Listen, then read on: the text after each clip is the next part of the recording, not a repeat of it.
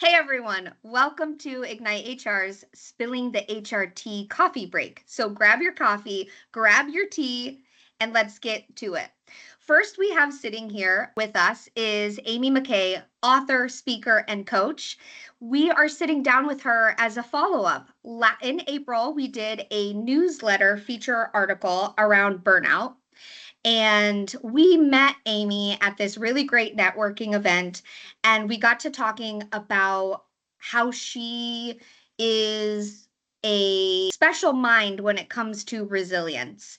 And I thought it would be a great conversation to have with her around resilience as it relates to burnout and how to help leaders, employees, family members, whatever it might be, because burnout happens to everyone, not just in the workplace, right? How can we have a conversation about resilience as it pertains to burnout and ways that we can help our staff, our family, our leaders that help us run the business cope through some challenging times, whether it's just financial problems or health problems or in the workplace, coworker conflict, whatever it might be that is burning you out, right? What's your personal definition of resilience? Resilience is the ability to bounce back. It doesn't mean that you don't experience stress. I think that's what people think, that if you're resilient, that doesn't mean you haven't experienced stress. No, it means you can bounce back from stress, because stress is going to happen regardless. In the workplace, at home, the kids, the spouse, whatever, it's going to happen. So that's it. And the thing is that resilience and adaptability, I think people don't put together. They're rooted in well-being. So when you have well-being and more of a holistic approach to well-being, then you have resilience. I think that's a great definition of resilience, like you said, the bounce back. And like you said, it's not about that you don't have stress at all. I think that stress is good. Healthy stress is good. And when I sit down and I meet with employees or I help a business, especially around employee engagement, we talk about the difference of stress and how we will ask questions and engagement surveys to understand employees' perception of stress. Is it not healthy, right? Because the perception is also the key to that. Do they have a growth mindset? Is this obstacle in my way? I'm learning from it. Or is it causing me anxiety and distress, right? Exactly. So I think the way you bring up resilience is key to understanding how do you bounce back? How do you view it? What's your perception? And how can we foster this conversation around healthy stress? And if you are having stress, let's talk about it. Right? We don't have to sweep it under the rug. We don't have to hide it in. How do we have transparent and open dialogue? Be a little bit vulnerable and talk about it so we can work through it. So Yep. I love that. Absolutely. There's an example of stress. Think about working out. If you put stress on a muscle and joints, it's good for you, right? Yes. So we know physiologically that there's some physical things that can happen. And then I don't know where I was going to go with that, but that's just an example of where that fits in, where there's that. Oh, what you're talking about, these questions you're asking are all about self-awareness. So that's the key. After burnout, the key to preventing it, the key to solving it, the key to all of it, to resilience, adaptability, and well-being are all rooted then again in self-awareness. Absolutely. Just listen to your body, listen to your mind, take a beat and figure out what it is, what the root cause might be. What's going on, right? I love the exercise that you brought up. I talk about that all the time when it comes to conflict of there's no growth in the comfort zone and there's no comfort in the growth zone. And I use the analogy of when you are exercising, it doesn't feel comfortable the next day when you're like, oh, leg day really kicked my butt, right? But that's a good thing. And so I love that we have the same definition of resilience and self-awareness. The best way to get people to see it, right? We're trying to get them to understand that there's a potentially good outcome to this. But stress is not, here's where that self-awareness piece comes in. You wouldn't go and say, if you're exhausted and not feeling well or have a broken leg, you're not going to go do leg day, right? The same thing for stress is, if I'm already under a lot of stress over here, this added stress is the problem. So where am I at right now? That's my capacity to handle more stress and what type of stress. So again, that's the key point, is that self-awareness of, am I in a position to do that? And I think that this is a good conversation for the next question. Why do you think burnout is so widespread? And how does resilience or the lack of it factor in? Which probably leads to the lack of self-awareness. Well, that's always going to be added. But then, so say it again. How does now? So let's just take COVID, Let's not even talk pre-COVID. If you just go from COVID on, we had a collective trauma with COVID that people have not acknowledged. They've not been validated. There hasn't been empathy. There's been suffering. There's been confusion. There's been divide. So that alone, there's nothing else, and there's no previous workplace stress, no marital stress, no anything else. You have a worldwide collective trauma that's not been acknowledged. So if resilience is ability to bounce back, you can't bounce back when you are trampled on. So if we had this collective, the workplace was already, like COVID just made this bright light on what was wrong in the workplace that already existed, right? It was already there. We already had people that were burned out and all those normal things. They're not aligned with values. They're not appreciated. They don't have autonomy. There's all these things that are common in the workplace that then they said, oh, you have to work more, homeschool your kids, do it from home, which we told you were not capable of doing. We were not going to do that for you. And you have to homeschool your children and do whatever. So that, I think, it's just a piece of it. I think people don't sleep well, so they have chronic health issues. We have a country that has, even pre-COVID, that had ridiculous heart disease, cancer, all sorts of things. And so your body, the physical body, is already under strain. We as a culture, I'm 51, but I can tell you that my mother was not driving me, and I'm a single parent, my mother was not driving me all over freaking hell and gone to whatever sports and whatever. Did the school sport and you got to freaking ride home. There wasn't that. So we have a whole different definition of what parenting jobs role. And my mom didn't work all of the time, but called financial stress for her not to be at work. So, but the cost of living is wild. And so we have a lot of compounded things, lots in every single area. And again, it will probably come back to self-awareness, but then you're stuck in it. You can have the awareness. I don't feel the public school system does. I think that they are the part this is of a safe problem. Space. I think that they're part of the problem because they micromanage. My daughter calls the librarian, and I don't know what she says, the potty police, because this woman is chasing kids out of the bathroom. She's got a card that says how many times in a day or week or whatever she's allowed to go to the bathroom. This is micromanaging. I think that is where we failed, is we've not fixed the systemic problem, because I can have all the self-awareness in the world, but I'm still then stuck in that freaking public school system. I haven't figured out how to get back out of it. And my kid is stuck in it, and the micromanaging and absolutely. like it's no big deal. These systemic problems, I think it comes from the culture of so long of just sweeping things under the rug and not want. You're told as leaders, which is funny because we have this HR meme in our main newsletter. Leaders are taught to be firm but fluid, and be like all this big catch-22 contradictory of right? How to be a leader, be adaptable, or be firm but adaptable, and all of these things, right? And I think that we tell them to be transparent but not too transparent. So we're lacking in teaching these soft skills or these fundamental leadership inclusive skills like empathy and vulnerability. It's okay to say that you're stressed out, especially from a leadership standpoint, but we're not fostering these conversations in the workplace, which leads to not wanting to talk about it at home. And then you have a generation of men who grew up saying you better not talk about your feelings. About problems. No feelings. And so we fostered this, and now we have to unlearn all of these habits from a culture and generations of knowing how to cope. Absolutely. So what's something that people get wrong about resilience? I think it's that main thing, that it means you don't experience stress.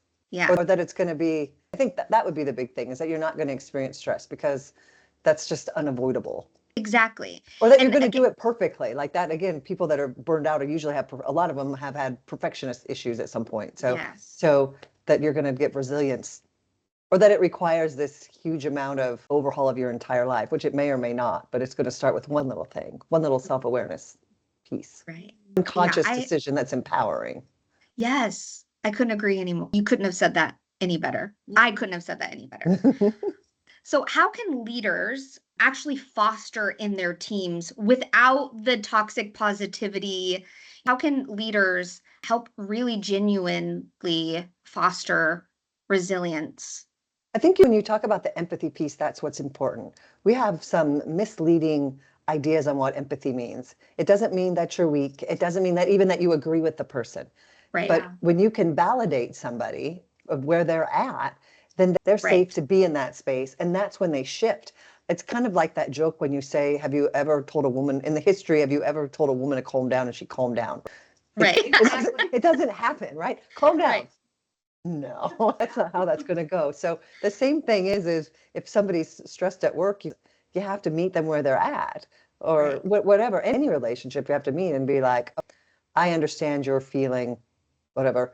Let's just have a conversation about it." So I think empathy's Right. always been the missing, and it's because it's misguided that it's weak or that you agree. Most people, or people that are, so you guys are in HR, so you're probably more aware of how people are feeling in general. And maybe Yeah. even from not just a cognitive perspective, where like a typical, I don't want to say typical, some people are going to have experiential empathy, where that's probably what people that end up in more types of roles are more experiential, where we're feeling it. So I think sometimes people in those positions feel that empathy is a bad thing because they feel like they're taking on somebody else's emotions. But again, Right. this is where boundaries come in. And in resilience, you're going Right. to have boundaries. So you Right. can be aware of somebody else's feelings, but also be like, I'm not going to own that. I'm going to help them to own where they're at Right.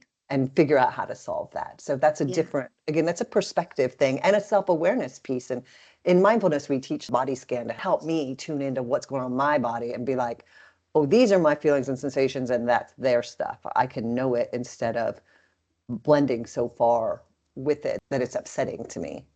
Right. I also think too that people confuse sympathy and empathy. Yes. And I think that the lack of understanding sympathy and empathy is part of emotional intelligence It's piece. an emotional And piece. Yeah. honestly, resilience is part of being emotionally intelligent, right? How do you Absolutely. It manage your requires. emotions in a positive way? But I think that's part of the issue is people have good intentions, but they're not realizing that there is a difference between sympathy I and mean, empathy. empathy. And I think we have to teach that to our We do have to employees teach and it. our leaders and Absolutely. Have as part clarity of in that that. soft skill. And Yeah. empathy is this huge piece of emotional intelligence. So in the mindfulness piece, we teach that empathy is what moves you to feel compassion, and compassion is what drives Yes. you to act because you want to relieve Yes. somebody's suffering. It isn't Right. take on their suffering. Right. It's help them to relieve it, Right. and make Right. the world a better place, or the workplace a better place, or your marriage a Right. better Right. And we all know that when you take one tiny step, that creates movement, right? movement. And Yeah, it's just in all one areas too. thing that will Yeah. lead to better habits. So, what's one practice you recommend that helps people reset? What's that one tiny step that they can take? Maybe it's 10 minutes or less, but what's Practice the that one pause. thing? Honestly, practice the pause, and either the three things I always say are either you could do three steps or you could do one of them is name what you're feeling. It actually starts to, it deactivates the amygdala, starts to give you access to the prefrontal cortex. Take a mindful breath. Again, it could just be under your nose, your chest, your abdomen, and sense into your body. So it could be your hands, your feet, could be from the head to toe, feet up, whatever. Those Yeah. one, two, three of them will do a reset. You can do them in quickly, three of them, all three. One, you could do, my thing is always take the 2-minute challenge. So do it for 2 minutes. Practice the pause for 2 minutes, especially if you start your day that way before you check your phone, because what you start your day with helps to go how the whole day is going to go. So before you Yes. check your phone and you read all the crap on the news or the email is bogged you down, pause for Hmm. 2 minutes. How am I feeling this morning? And maybe take a couple breaths. How's my body? How do sense my hands, my feet? I find it very grounding to sense your hands and feet. And Yeah. think, have you ever sent that text or email you regretted? Everybody has. Not if you Yes. pause. At least you have a little bit of opportunity. Right. A little bit Yes. of opportunity to maybe make a different choice. And it's funny too, because I am so bought into mindfulness and meditation. If you would have asked me 4 or 5 years ago, I would have been like, to me, No, the definition or the vision when someone says, let's go meditate, I think of tree huggers on sitting a in a monk on a circle singing mountain, right? kumbaya, like Yeah. that. I'm not like Not for that. monks. But then I found my own way of meditation and truly understanding it and the research and the science of and the difference that what it does to the health of your brain is insane. And I have noticed a difference in the way I cope with stress, my perception of stress, my work day, my family life when I start out with just 15 minutes of 15 minutes. mindfulness and meditation a day. And there's some really great apps out there that are pretty inexpensive that can just teach you. You can get the information too. You can go to YouTube and watch a free video on meditation, right? There's so many resources out there. But like Calm and Headspace and all of these ways to help you learn about meditation and mindfulness. And even Apple has it on their watch. Take 5 minutes and just to Take 5 minutes. breathe. Just So I think that's these little tiny things that we can do in the middle of the day or when no one else is looking, when you're looking. sitting in that meeting and you're mad, or you go to a meeting that could have been an email, just take your 5 Yeah. deep breaths. Take your 5 deep breaths. It is. Right It's there, power very through. easy to introduce that into a transition period during the day. Just do it sometime during a transition period. If you don't do Yeah. it in the morning. And I can tell you that if you establish an actual meditation practice, in yoga, they say what you do on the mat matters, but it's how it translates into real life. I tend to naturally pause now. I tend to naturally have a different level of understanding of empathy. I'm able to do it, but it comes from being able to, if you go practice over here privately, I can take that into a conversation now. Where if you Right. don't practice being intentional and listening, actually truly listening, not listening to reply, but if you learn to do those things on your own, you can do that in a team, or you can do it in a difficult conversation. So it's really important to be able to be on your own, be like, what am I thinking? What am I feeling? How do I soothe myself? How do I to be able to do that alone? Because if you don't do it alone, how in the hell are you going to do it with someone that's totally triggered you?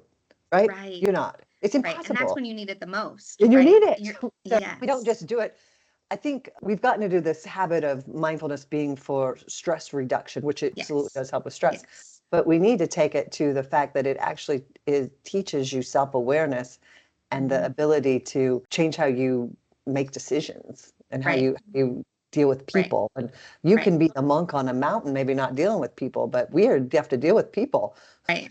So we need Yes. people skills. And in Yes. the day and age Yes. of AI, we need to make sure that we hone in on people's skills, really pay attention to empathy, because while people believe AI can, I think it can mimic empathy, but it Right. does not have self-awareness and the ability to Right. truly be empathetic. So, but it's going to fake it to you and you might believe that. So we again need to be super self-aware, hone in Yeah. on our human skills and remember the human stuff right now. Really important.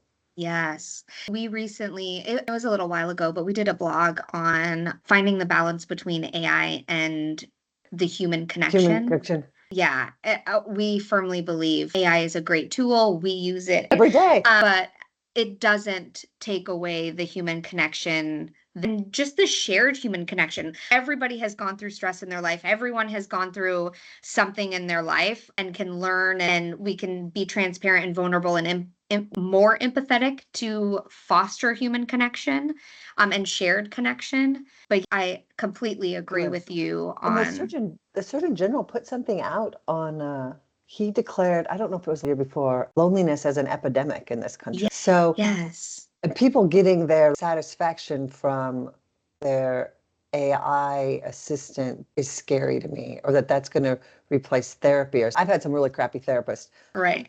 So I can see how it could happen. But nonetheless, I am concerned that people will not get that Yeah. epidemic of loneliness will continue if we're Yeah. not aware of how much time we spend on technology. And technology is part of the cause of stress and burnout because people are always Yes. on.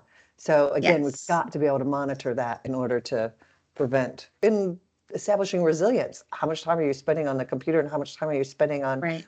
friends? I'm writing an article on social well-being. Actually, that's the one I have to write this month, and how it impacts, I don't remember. It has to do with social well-being in the workplace, I think, how leaders can foster social well-being. I So love that. I can't wait for that to come send out.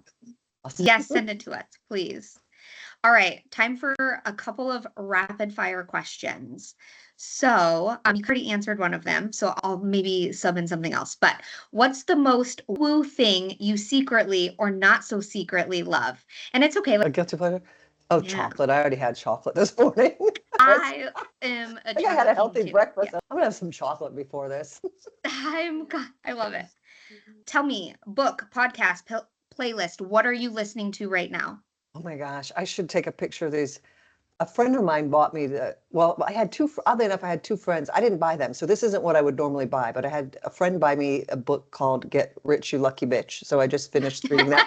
And then my other friend bought me It's by Shonda something. What is her name? But she wrote Grey's, and she's a producer. It's Shonda a Rhimes. book. So what is the title of that book? I just read that one. I just finished it last week. I don't remember the title of it. But then Atomic Habits has been sitting on my desk, and I haven't, well, I've read parts of it. I just never finished it. So I was like, Amy, you're reading a chapter a day till you finish. It's a good habit. So that is Yes, the book set awesome. right now. But I've read a lot of what I read and podcasts are on, I like the Diary of a CEO. And then there's this Fran something is her name, and she's in the UK. They're both in the UK. Fran is hysterical. She, again, my friend who bought me the Get Rich Lucky Bitch book signed me up for this podcast, which is called something bitches, I think. It's hysterical. Um, it's hysterical, but she's just this single mom with these kids, and she does this book a month club is what my friend signed me up for.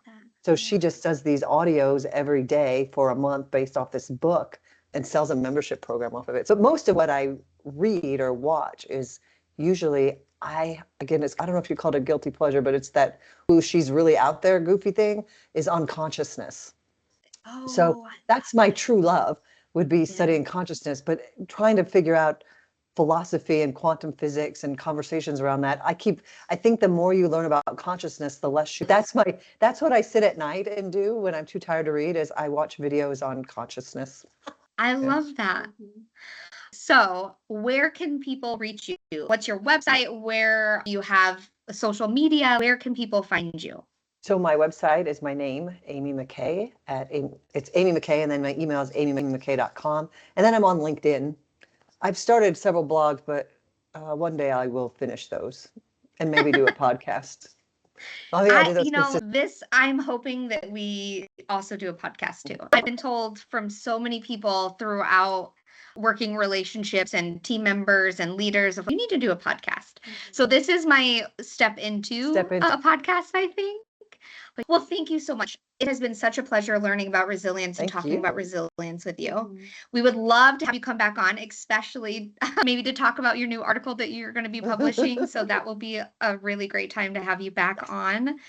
We will have your articles up on our website at ignitehrllc.com within the next couple of weeks. So really, if anybody wants to, they can go to your website, they can come to ours. We're going to have a few articles of Amy's highlighted, and then we will be doing a follow-up with some good 5 steps to building resilience later on in the next couple of weeks too. So thank you so much for your time. We hope everyone enjoys our conversation. If you have any questions, feel free to drop them below or email us at people@ignitehrllc.com. Thank you so much. Thank you. All right.